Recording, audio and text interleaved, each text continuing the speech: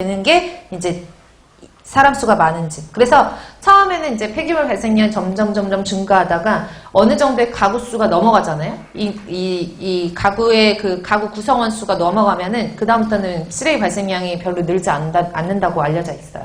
그래서 이런 것들이 보통 폐기물의 발생량을 예측하고 폐기물 발생량에 영향을 미치는 인자들이다. 상식적인 거잖아요. 그쵸? 옆에 보시면은 폐기물 발생량 예측의 목표 연도는 5년 단위로 계획하는 것이 보통이라서 5년마다 5년 있다가는 얼마만큼 인구가 증가할 것이다. 얼마만큼 쓰레기 발생이 될 것이다. 라는 것을 우리가 예측하라는 거예요. 근데 예측할 때 여러 가지 그런 그 컴퓨터 수식을 가지고 이용을 하는데 그런 모델 방법이 경다동이라고 경향법, 트렌드법. 그러면 트렌드 메소드라고 되어 있는 경향법 보시면 최저 5년 이상의 폐기물 처리 실적을 모델에다 입력해서 과거의 경향으로 미래를 예측하는 방법.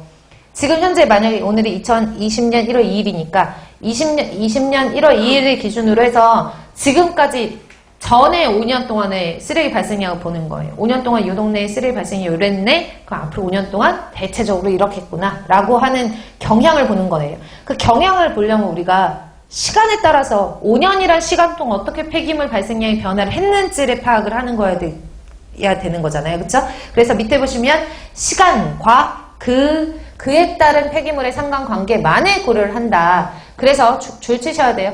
시간과 그에 따른 폐기물과의 상관관계만을 고려를 해서 모든 인자를 시간에 따른 함수로 해서 계산을 해야 돼요. 모든 인자를. 경향법 같은 경우에는 시간에 따라서 인자들이 변화한다라고 한 모델이 경향법이에요. 그래서 공식에다 대입하면 시간이 이만큼 지났기 때문에 인구가 이만큼 증가했고 시간이 5년 동안 이만큼 증가했기 때문에 인구 증가에 따른 폐기물 발생량이 변화했구나 라는 식으로 모든 것이 시간에 따라서 변화했다라고 보는 것이 경향법이에요. 두 번째로 다중회계 모델이라고 있어요. 다중회계 모델은 하나의 수식으로 줄칠게요. 각 인자들과의 효과를 총괄적으로 하나의 수식으로 나타내서 복잡한 시스템 분석에 유용하게 사용할 수 있는 방법이다라고 했어요. 조금 더 쉽게 설명을 드리면 이 밑에 있는 것들 보면 쓰레기 발생량이나 성상 같은 경우에는 시간에 따라서만 경향법처럼 시간에 따라서만 변하는 게 아니다. 밑에 보시면 대상 지역의 자연적인 특성도 고려를 해야 되고 사회적 경제적 특성이나 이런 것들 인구수, 자원 회수량 이런 것들도 고려를 해야 되는데 이런 영향인자를 골고루 다 고려를 한 거고 그리고 폐기물 발생량을 총괄적으로 추정하는 방법이에요. 그러니까 폐기물 발생하는 거는 시간에 지나서만 폐기물이 발생하는 게 아니라 여러 가지 다양한 인자들로 구성되어 있다는 얘기예요. 무슨 말인지 아세요?